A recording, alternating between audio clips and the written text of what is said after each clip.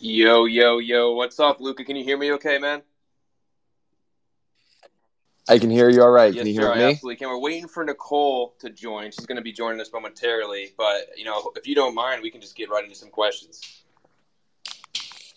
Let it Hell yeah, rip. man. Well, to start off, a lot of people want to work in Web3 full-time, and you said on a podcast, if I hire you, you can't be good, you have to be great. What do you think makes a great team member?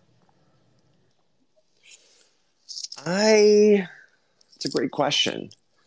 For me, it's an interesting thought. I'd rather have somebody who shows up and tries to go above and beyond. I'm trying to think of the actual phrasing for it. But I think a lot of people just are incredibly smart, but think they can be incredibly lazy because they're so smart. And so my thought is I'd rather have somebody less smart, but hardworking and committed than somebody who thinks they're super smart and then lazy. And I think for me, I hate when people clock in and clock out, like, especially in a startup. Like, we need to go until we hit the objective. This is not, hey, we wake up at 9 and we stop working at 5. I hate it. That to me does not breed excellence. It does not read like excellence to me, especially because I don't feel like we're at the top of the totem pole. Maybe you can take a breath once you're there, but we're not there. Um, and just somebody who is an idea creator. I think the difference between, an all-star employee and a non-all-star employee, and really the difference between an employee and an entrepreneur, I want to have as many entrepreneurs in this company as possible, or as many people with an entrepreneurship mindset. And I absolutely hate when somebody does everything they need to do and they just say, okay, I'm done. Like, I did everything you needed me to do. And not to say that I don't hate it. I don't mind it, because you need people that pound pavement and just get what they have delegated to them done. But at some point, you can't put yourself in the excellent category if you are not creating initiatives and movements. I think as of recently, there's been a couple things that the team has done that I wasn't even aware of that was done. And it made me so happy. And it made me super stoked. And creating a company culture of more of that,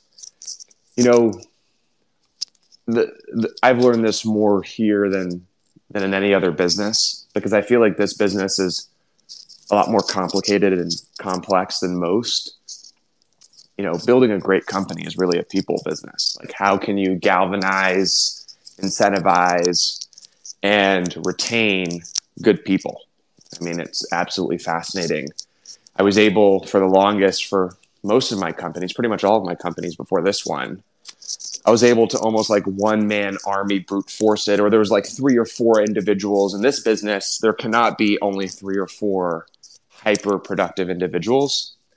It's too competitive, and there's too many smart people in this space. And so, for the first time, I find ourselves finding that we need 15 to 20 super, super good and productive individuals.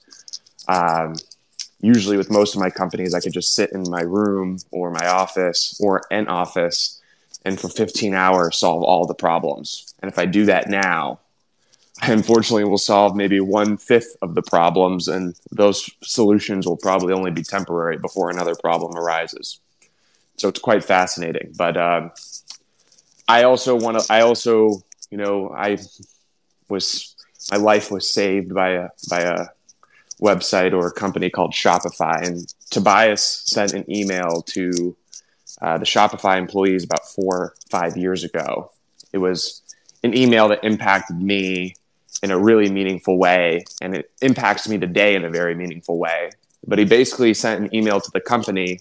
I think they had just missed earnings. And he basically said, we are not a family, we are a team.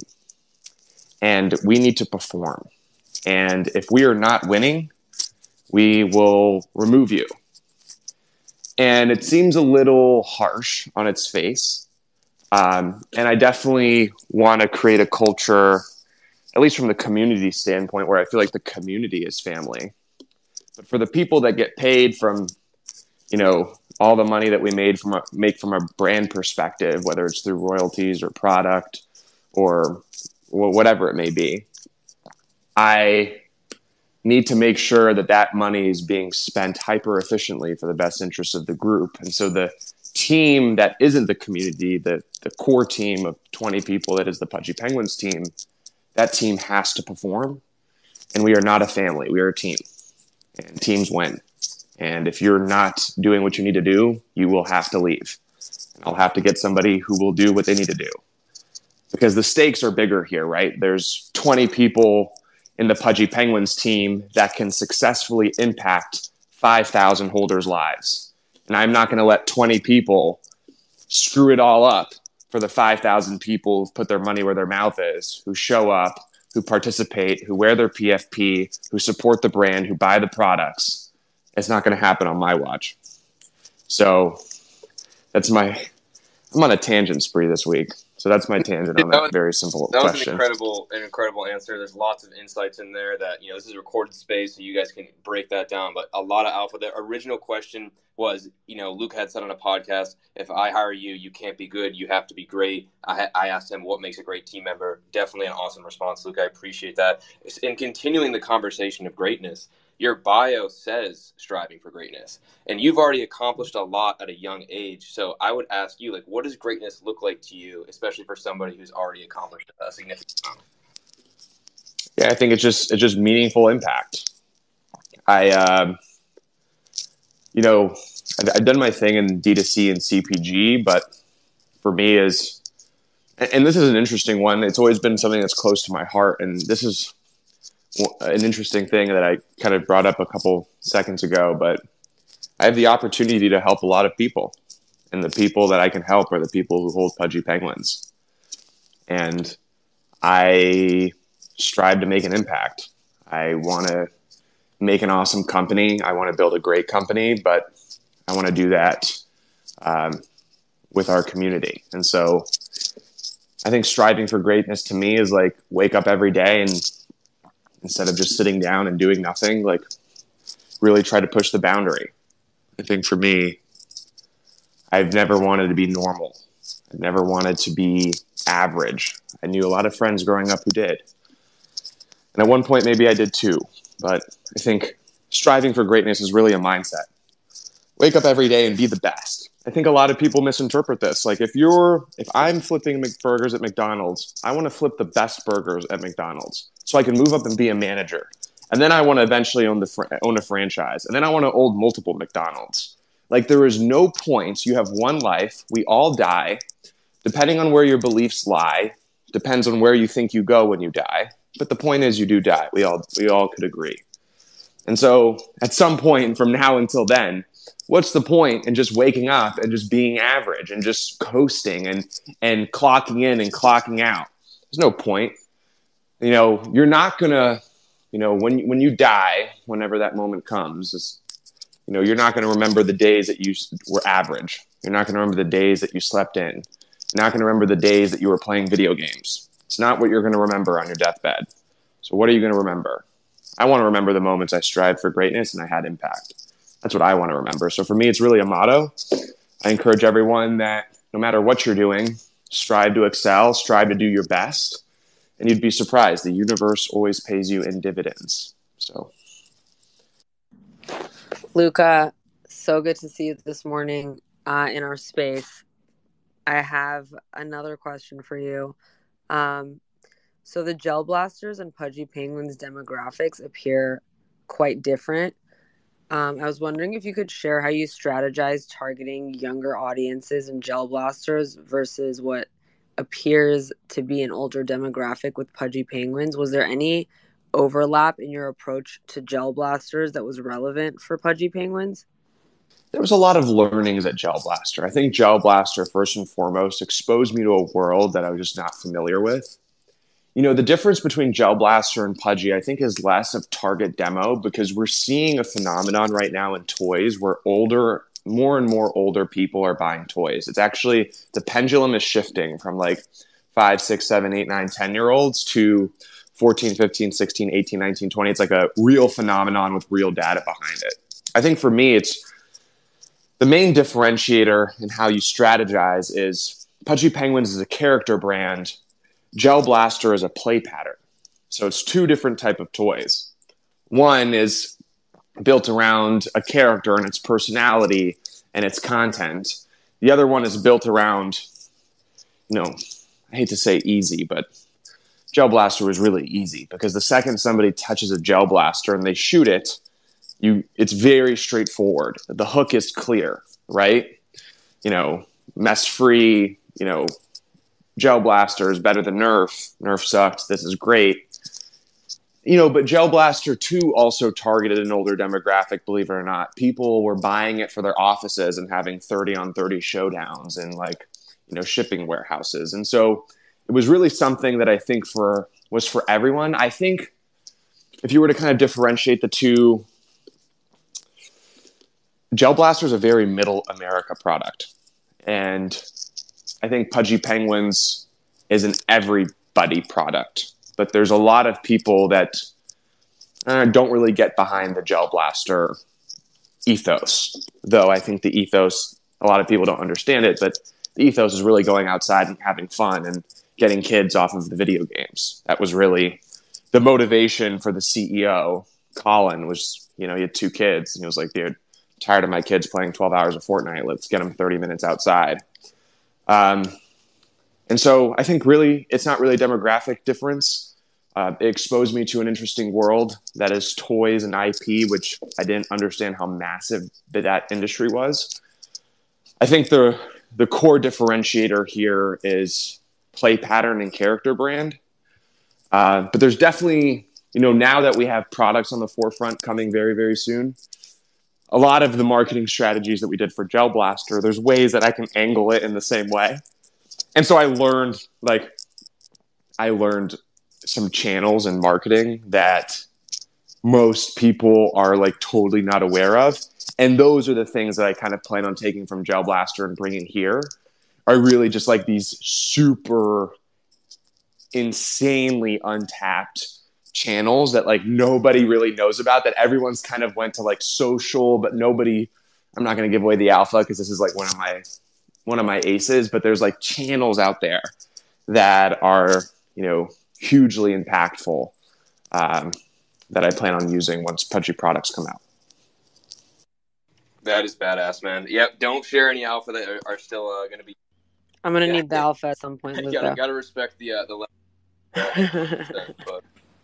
Maybe in a text message or a phone call. Alan, go ahead. Well, Luke, you mentioned IP, so I did have an IP question for you. What makes you most excited about how IP can be leveraged, and which companies are making the most of their IP in 2023, in your opinion? Ooh, it's interesting, but this is something I don't really openly talk about, but I really made my name for myself monetizing social influence. I basically realized that influencers had millions of followers. I was 19 years old, just off of a big exit, more money than I could possibly imagine at that age. 2 years before, I was thinking to myself how I would save up the 20 grand a year that I'm making to get to 100 G's after 10 years. So complete shift of paradigm. And the beauty about what I had did with the monetizing of social influence is I was really boots on the ground with all of every kid that was hot that ended up being, a huge rapper or a celebrity, whatever it is. I was on the ground level, and from 19 to 21, I maybe lived in 5 or 6 of the most popular influencer celebrity houses at the time. And how I'm actually looking at Pudgy Penguins is interesting, but I'm looking at it like an influencer.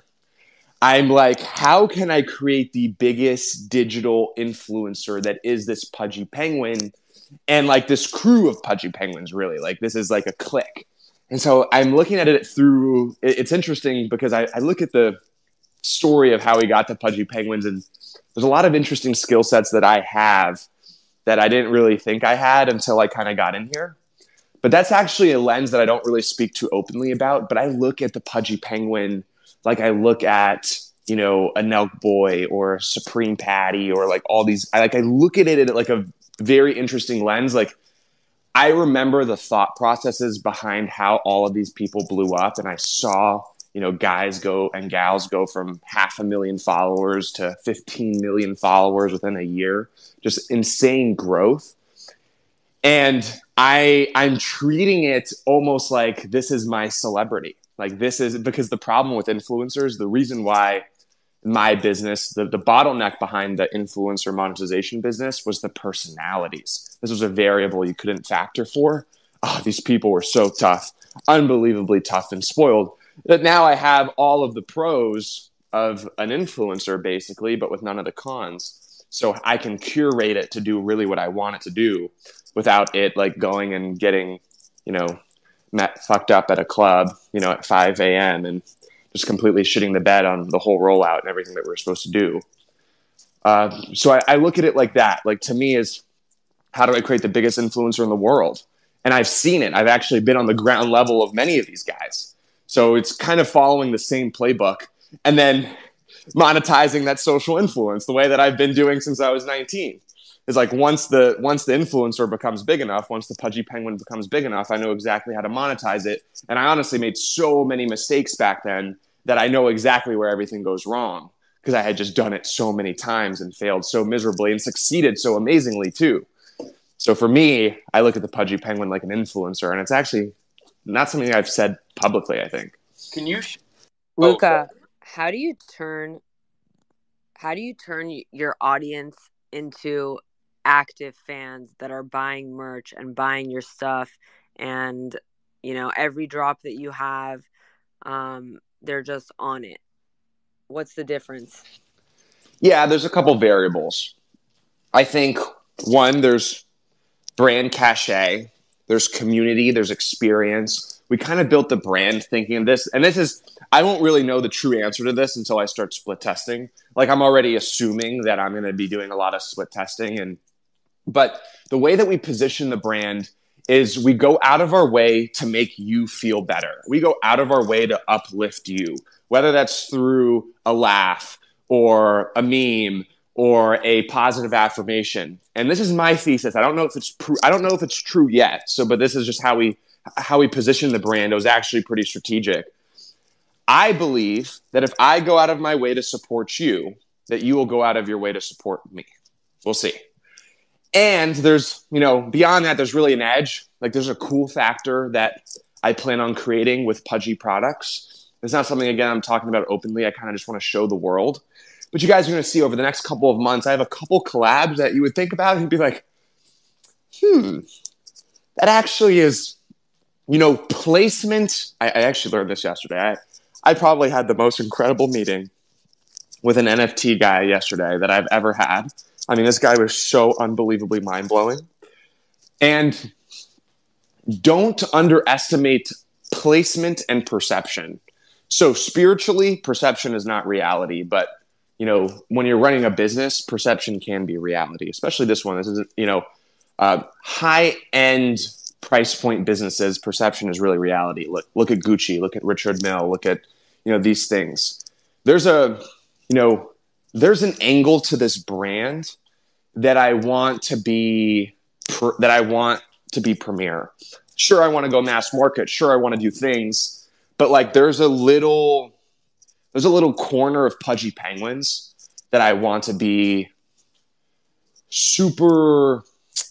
What's the right word? But like super in line with the tastemakers, if that makes sense. So if you're thinking like Nego and like, just if you're like really taking like, there's a whole, cute pop culture, cool, affluent base that I'm like totally targeting.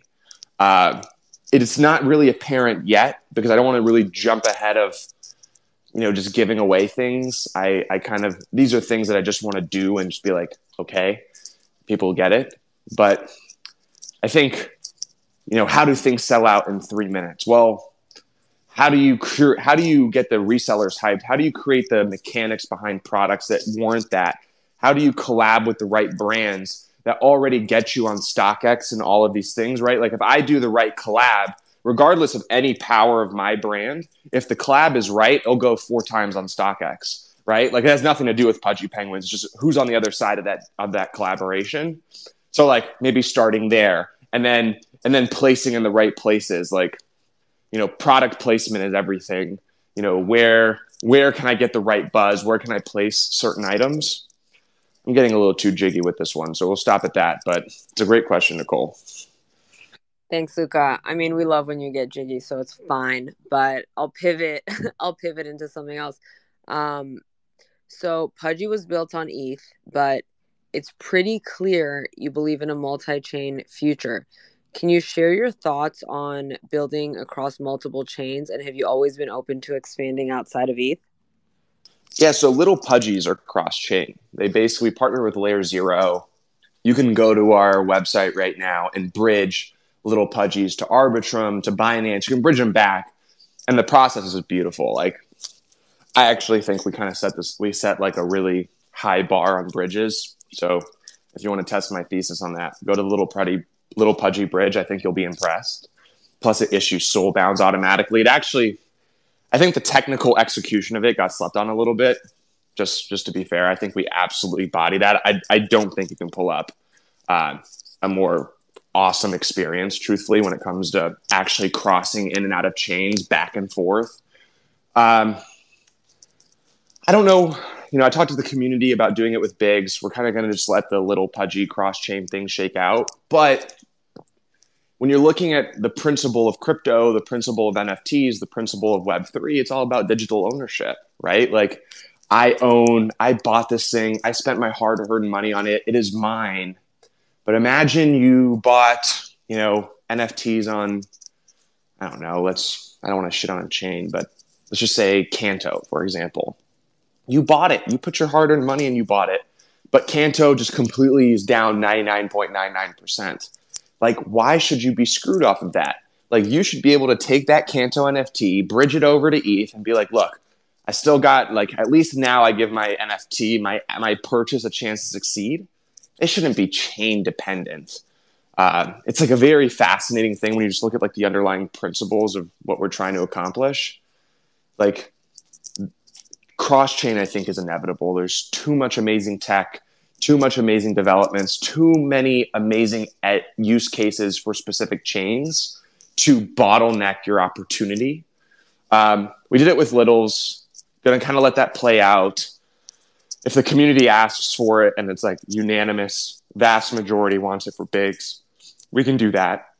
But that is just kind of how I'm looking at it. I think over time we just kind of have to get accustomed to it. But I think when you're looking at this space 5 years from now, 99% of things that I think will come out cross-chain. Luca, speaking of 5 years from now and 10 years from now, I do have a question here for you. Where is Luca Netz in 5 years? And also, where is Luca Netz in 10 years? Like, you seem to like somebody who sets goals, like tries to achieve them. Like, do you have any kind of roadmap for yourself? Yeah, I think Luca Netz in 5 years is a little bit heavier than he is today. I'll probably be about 15 to 20 pounds heavier, figuring I don't really do any physical activities like I used to. And I'm still the CEO of Pudgy Penguins, and we're number one. 10 years from now, I'm at a movie theater, and I'm looking at the second or third iteration of our Pudgy Penguin movie. And I'm still the CEO. I'm just rocking CEO of Pudgy Penguins until I croak. So you guys can't get rid of me, unfortunately. So sorry if you don't like me. I love that. And also, like, your brand, there's a lot of building that's been done on Twitter. Like, what do you kind of think of the future for Twitter as, like, a home for brands and communities? Like, are you still bullish on the platform long term? Yeah, I've always been bullish on Twitter. Twitter 6 years ago changed my life. I mean, I was trading stocks on Twitter. I've been on Twitter since 8 years. I think before I had any money, I was trying to make it out day trading stocks on Twitter, following signals from your favorite Twitter guru, trying to make it on my Robinhood. It's just, I'm kind of like upset about some of the bugs. Like, there's some glaringly things. Like, I used to be able to watch a video on my Twitter and then scroll through my feed while watching the video. That doesn't exist anymore. Kind of upset, but at the end of the day, like, let's just call it for what it is. Elon's one of the great entrepreneurs of our generation, whether you believe in how he addresses things or how he takes things. He's just an elite decision maker, super decisive, super cutthroat, super clear on his vision and where he wants to go. Incredibly bright in a way that I'm not. I'm not technically bright like that. And so if anybody's going to do it, it's this guy. So. Yeah, I would agree with that sentiment as well. I think Nicole has a question for you. So, for some reason, I can't hear Alan at all, which is so weird because I just hear Luca answering questions and I don't know what the question was. But that's fine. That's Twitter, and that's not Elon's fault, honestly. I was gonna ask. There's a lot of building going on in LA and Miami, and you have a presence in both cities. Which one is your preference? And have you noticed any differences in the community in LA versus Miami?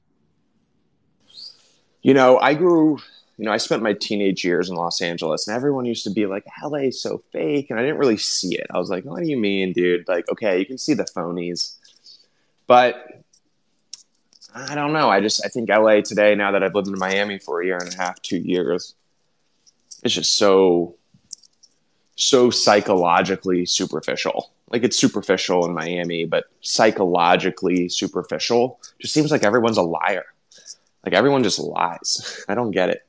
So I think from a culture perspective, Miami's the place for me. LA, I go because there's an obvious influx of influence, and my job is to leverage influence to make us succeed. And so I'm conscious of this. But LA has a plethora of time wasters and people who need help. And I don't need to help people. I need people to help me. And so Miami seems to be a little bit of a better place. If I were going to pick one or the two, I think there's definitely better places. If I were to pick Austin, Texas is really where I'm vibing. But there's really just not an abundance of NFT and Web3 talent in Austin right now. So it doesn't make sense. Everyone seems to be moving to Miami, right? Like, I'm on the boat with the Artifact founder. I was with Steven fishing last weekend. Then I'm going to watch Julian, the CEO of Doodle, speak tonight at the Carly JPEGs. And then Garga is 15 minutes away from my house. So it seems to be like the place to be. I just miss Frank. Frank's in LA, and he's just evolved into an incredibly good friend. We did not see that coming in any direction. But now this is like definitely one of my favorite people that I've ever met. And so he's the only person that'd probably get me going to LA, but that's about it. Frank D. Gods? Yeah. Okay, I live in LA, so I'm going to up my game so that soon you can say that about me. Oh, no, you're awesome. But I actually will put him on I'll connect you guys if you want him on your podcast, Nicole. We can talk about that. Yeah, no, that would be great. I love Frank. And by the way, my podcast episode with Luca is incredible. You dropped so much alpha, and you were so just like honest and real and so incredible. I think you are such a great interview, Luca, in so many ways. But what was my next question? Okay, your YouTube series, Building in Public. How did the show idea come about, and what's the goal with that? Yeah, so we actually have a new iteration of that coming. So Peter's a perfectionist, like a true perfectionist. And so he just refuses to do those videos at any less quality. But it creates friction because, that is really better on like a behind the scenes. So we have another series coming out, which is just behind the scenes, no high production, just like very raw decision making and insight. But the concept there is I don't want to feel pressure to, make an announcement every 2 weeks or whatever. And, I think that just gives a lot of clarity and kind of sums up, to people that like, hey, we're doing things. And like, this is maybe a brief recap of some of the things that we've done. And Web3 is about transparency. So I was like, okay, let's tell a story. The story is we're the most transparent team in the space. You can say yes or no, and you can disagree with that, but check out the YouTube series. Check out everything that we do. We do monthly blog posts recapping every single thing that we do. Haven't missed a beat. 12 blog posts, and it's about to be the 12th month in a couple days. And so I just want to lead with transparency. If that matters to Web3, if that matters to NFT folks, then I just want to check off as many boxes as possible. And then the third one is being conscious of the ability to leverage your personal brand for the success of the community. I'm a pretty funny guy. I think I'm pretty likable. I think the team is pretty likable. I think the team is pretty funny. I think we're a smart group of people. And I also think, our stories are inspiring. There's a group of entrepreneurs out there, both men and women, that I think can look to what we're doing, extrapolate. There's gems in those building in publics. They're very more leaned onto like the entertainment side. But if you really there's a couple gems in there that if you digest, you'd be like, they're game changers if you catch them. It's dependent if you catch them or not. But I want to do everything in our power to make this company succeed, not only for myself, but for the community and the holders that believe in us. And that just seems like another channel, another vertical to create awareness. It's relatively low friction. It's not really much of a lift for us. We have one guy full-time shooting the clips. He cuts them up, does his thing. We actually are hiring a new guy, which is the Jordan guy that came to Paris. So output, shorts, whatever, what does that take on our side? A couple hours a month away. If you weigh out the impact that those couple of hours make and the $4,000 that we pay the dude a month to cut them up, you look at that and you're like, oh, that's a very high output use of $4,000 a month and 5 hours of your time. So the more high output, low cost initiatives that I can kind of deliver, and the more I can stack and compound them, the more likelihood that we're going to succeed. And my job is to put the probabilities as much in our favor as possible. And so that when people are making a decision as to what community they want to be a part of, one is clearly winning and doing everything they possibly can to succeed. And others, may be doing the same, but not as much. So my whole ethos with Pudgy Penguins when I came into this is make our greatness as undeniable as possible. I can't control short-term movements. These are things that are beyond my physical and legal control to do, right? But what I can control is when you tally up what Pudgy Penguins is doing and you compare it to the other people that you may, or the other NFTs that you may want to purchase, I believe we check off more boxes than the rest. And so that can mean what it wants to you, but I think enough smart people will eventually realize that, and then they'll galvanize into our direction. My goal is to make our greatness undeniable, and you can only be great for so long without people noticing. And so that is my goal and my objective, and I know as long as I do that, as long as I keep my composure, I keep leading by example, I keep growing, I keep executing, at one point, everybody's going to be looking around and just being like, everyone says they're a brand. Everyone says they're an IP. Everybody says they're this and they're that. But there's only one that's actually really done it. And it's Pudgy Penguins. Look, man, I love building in public. Like, I couldn't believe the entertainment factor, as you said. Like, even like the views were impressive as well. Like, you guys like started blowing up on there. I'm curious, like, the influencers that you dealt with in 2017 and 2018, when you're creating this type of content, are you consulting with any influencers as well, like learning from them? And also, could you maybe talk about, is there any difference dealing with influencers in 2023 compared to 2017, 2018 when you were getting started, or is it kind of like nothing has changed in that world? Yeah, the difference between 2017 and 2023 is influencers charge 20 times as much. And it was the absolute worst during the crypto and the NFT bull, because even for D2C, Gel Blaster posts went from $10,000 to $100,000 because Dog Fart Coin paid them $150,000, and now all of a sudden their prices are $150,000 because Dog Fart Coin just paid you that. So like, that completely broke the whole influencer marketing market for a whole 6 months. It's funny because like average crypto normie or average crypto Twitter guys don't know that. But like from a brand perspective, the crypto and the NFT bull run completely ruined everything for consumer product influencers because the price just went on, because the thing is like, I'd pay a celebrity, their price might have been 20 grand, but if I'm, an NFT project, I pay them 250. I can spend 3 million to make 5 million on the mint. Like the risk reward is worth it. So guys were just overpaying everything because just everyone was buying. So it was pretty fascinating. I forgot the other question, but no, yeah, that was basically you nailed it, man. Just like I guess like the second follow-up would be like, have you noticed like besides like the price action, like maybe like personalities, like some of these influencers actually do survive multiple years and maybe develop and become members of society and whatnot. Like, have you kind of noticed that the personalities have changed? Are there any that have remained relevant?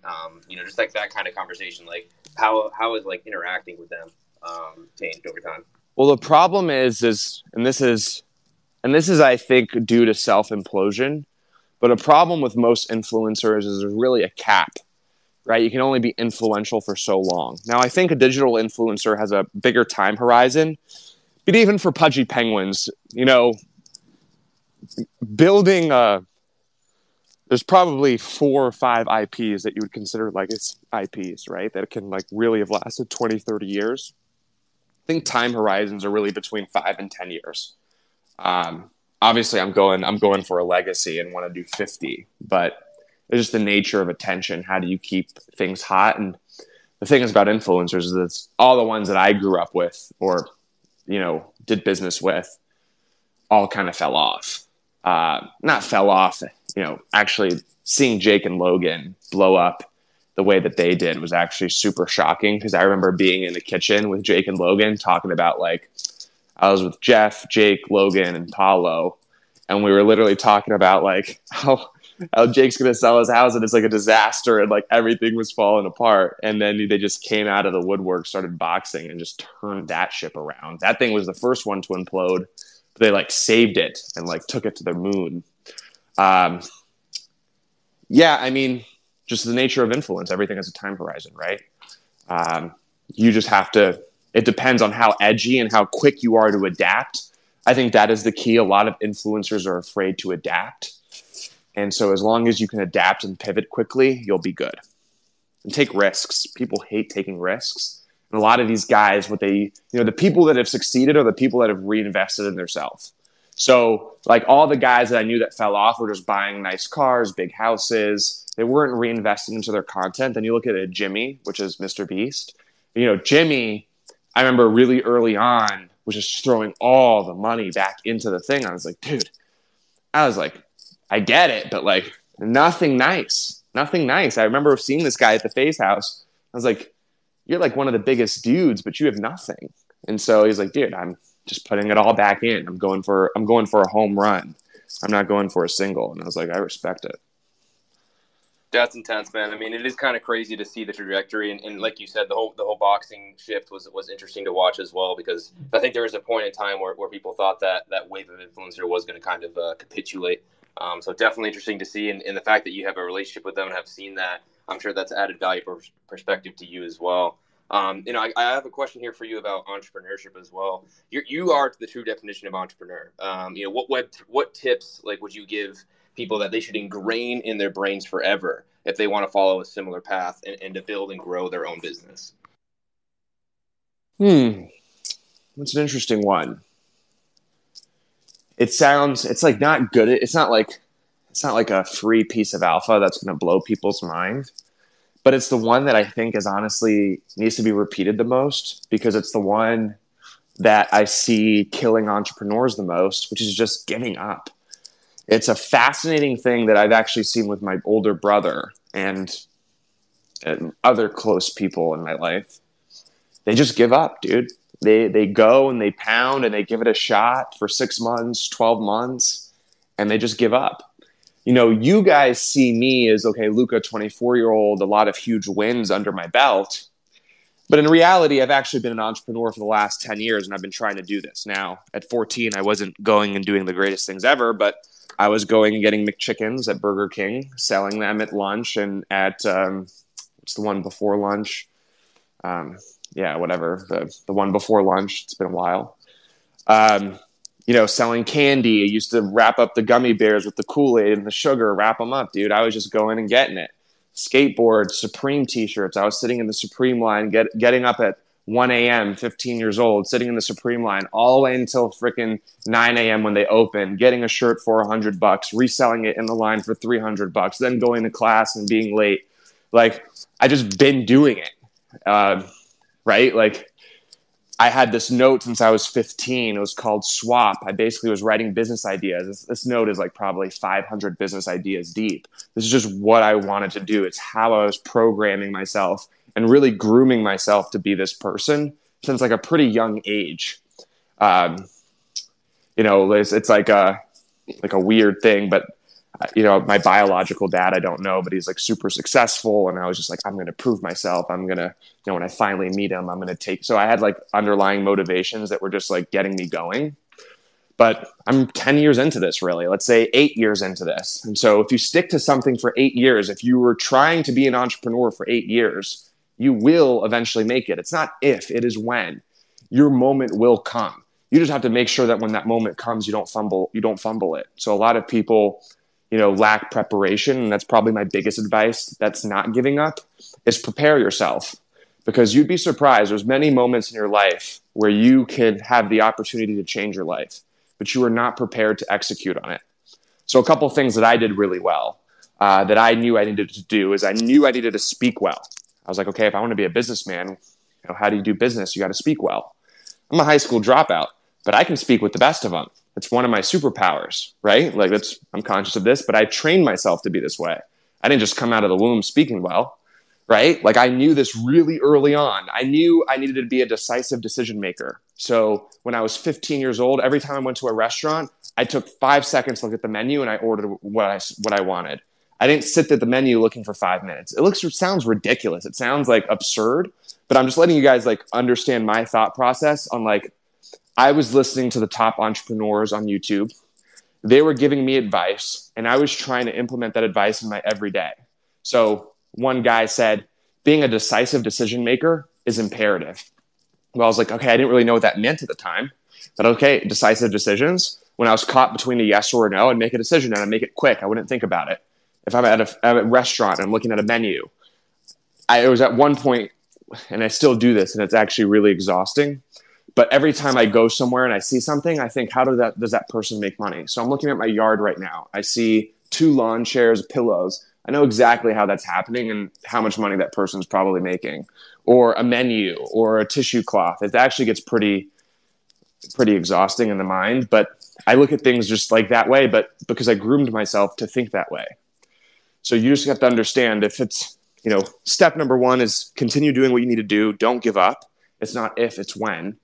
And the bigger piece of the alpha there is be prepared and prepare yourself, because a lot of moments come around during your life where you're going to be able to change your life, and you won't be able to if you're not prepared. When opportunities struck for me, I knew exactly how to handle it because I had prepared myself the years before. I was ready. When it was, think about influencer monetization. What's influencer monetization? It's deal making. If I had the infrastructure and the pipeline already set up and the assembly line already set up, what was really the independent variable that made me rich on that business model? It was my ability to make deals with people. It was my ability to walk into a room with an influencer with 5 million followers and say, hey, I'm 19 years old and I'm the man, and I'm going to make you rich. And their ability to believe me. And how do they do that? They do that through the voice, right? Through how I speak to them. And how did that happen? Well, I spent 4 years preparing how to speak to people. That's the difference. And so that is my game on entrepreneurship. Got it. Yeah, hey man, failure to prepare is preparing to fail. So I 100% understand that. And you mentioned some interesting points here. You talked about being a high school dropout, like growing yourself. Like, what kind of mindset did you see in school? Like, did you see surely not, but like a lot of fellow entrepreneur, ambitious people? Like, what do you kind of think about like education, and do you think that kind of deters people from kind of wanting to live a life outside of the traditional path?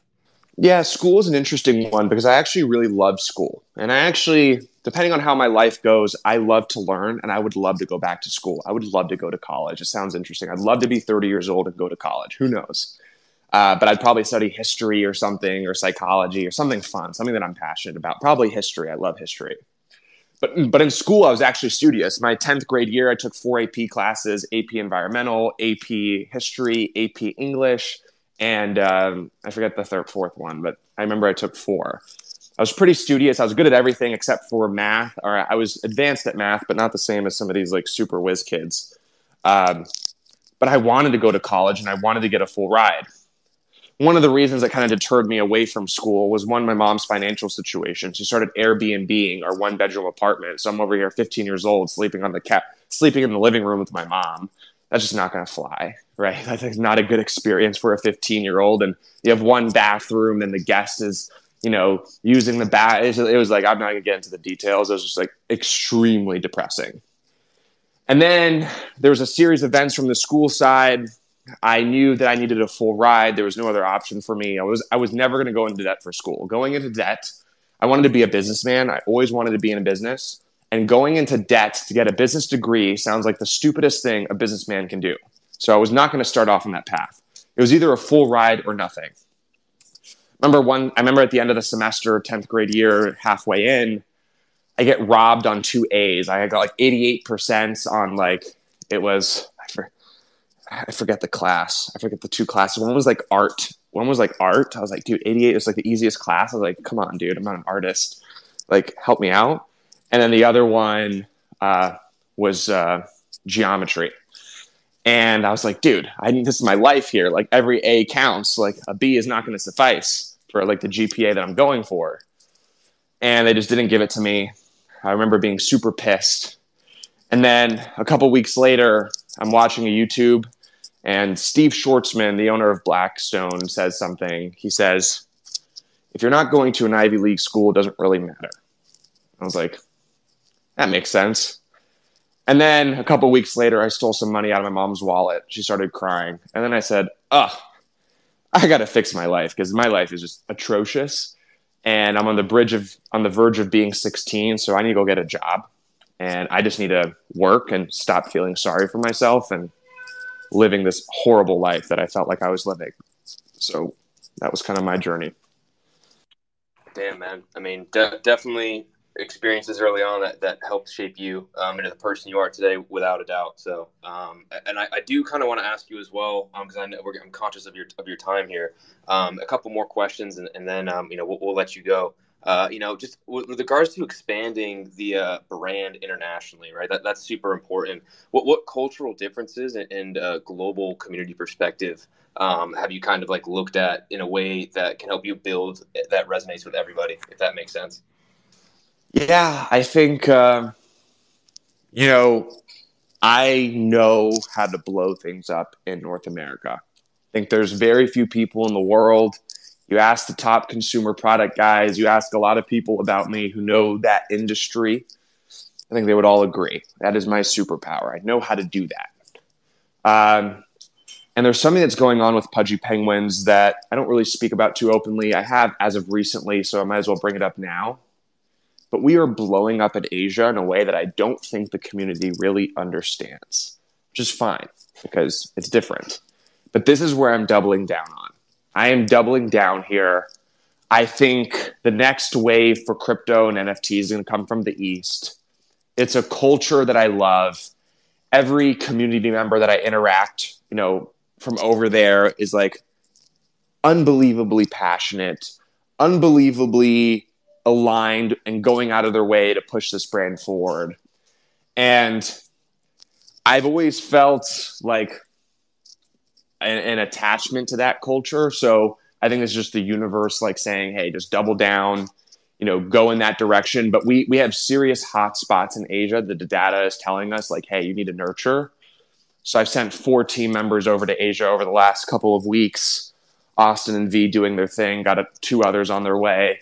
I'll be there in the summer, but like really putting fuel on that fire, I think is going to be so much more meaningful than people think on its face, because I truly believe that from a Web3 and NFT side, that's going to be where the next bull market comes out of and gets started out of.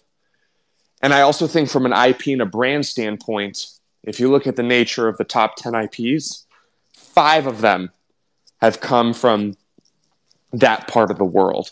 And so there's also something about the Asian culture that, like, in personal interactions and like focus groups, as we would call it, I have had, NFT holders come to our events and they just absolutely like freak out, especially specifically like Asian women. When I have like the Pudgy Penguin plush, they freak out for the Pudgy Penguin plush. And this is interesting because I have to take these data points and I have to lean into it. I have to think to myself, okay, like, you are giving me a reaction that most people do not. And I want millions of those same similar type of reactions. And this is kind of where I want to double down in. Obviously, I'm completely confident in our ability here. And so I'm not really too worried about how we're going to create awareness and virality there. But I'm having like all the giga brain marketers on our team. I basically told them, like, hey, once we go in America, I'm not worried about America because we've done this too many times here. I need to send you guys over there to go figure out everything that's going on because I know what I don't know. I don't know how to blow things up over there. So I'm thankful that I think one of the best things about our team is we just have a group of elite marketers, just people who have built brands at the highest level. We haven't talked about Austin, but our head of growth is just unbelievably seasoned and pedigreed and just knows things and has worked on things that just people couldn't even fathom. And somebody that I've highly respected. I didn't think he would come and work with us. I really didn't. I was like completely lucky. I was like, the fact that he agreed, I was like jumping for joy. And so, between him and Nick and some of the other team members, doubling down there and putting our focus, knowing that we have North America kind of on lock is kind of our initiative in 2023. Damn, man, that sounds bullish as fuck. That is dope as hell. I actually met Chef Goyardi in Miami as well, and got to talk to him briefly, and really, really cool guy. So you've amassed a special team, man, and I think the community also recognizes that. So you kind of mentioned your fishing adventure a little earlier in this conversation, but I noticed you were out on the water rocking an I Heart Fish t-shirt. Did you catch anything? And is this fishing something that you do like when you need a break and you need to take a little time off from It's my little therapeutic thing. I was thinking about it as a joke. And then I actually really enjoy fishing. So I really enjoy nature. I really enjoy mountains and lakes and just peace and quiet. It's like that's my personality type. And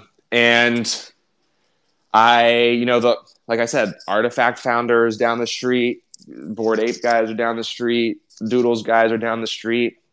Steven, who's the Artifact guy, is like same age, same culture. I've known about Steven long before Artifact.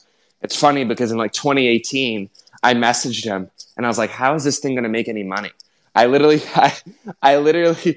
about Steven for a very long time. We've been following each other for like maybe 5 or 6 years, long before NFTs.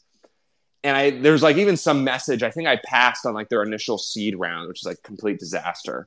But I verbatim saw him doing this little AR filters and I was like, this just sounds like a money sink. I was like, you guys want to raise money on this? How are you going to make any money? This thing is just a money burner. You're just making like little digital things. And it's like, dude, it was just such a foolish take.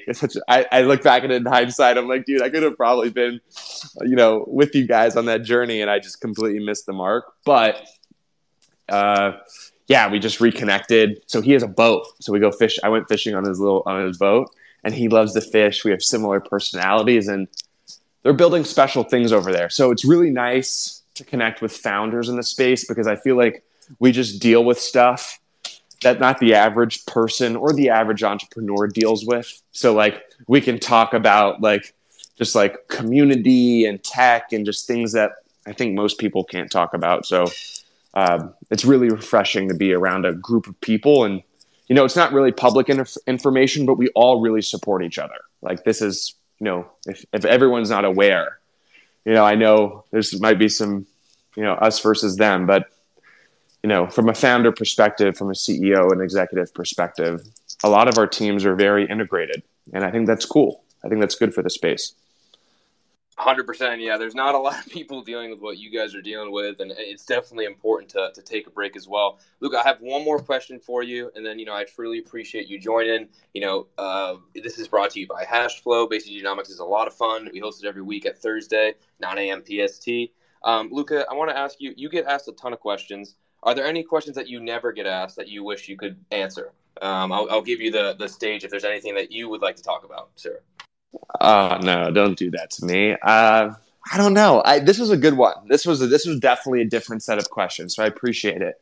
Sometimes people just give me the same spiel, and it gets a little mind numbing. But this was good. You definitely hit me with some stuff out of left field. Things to talk about. I don't know. Probably nothing.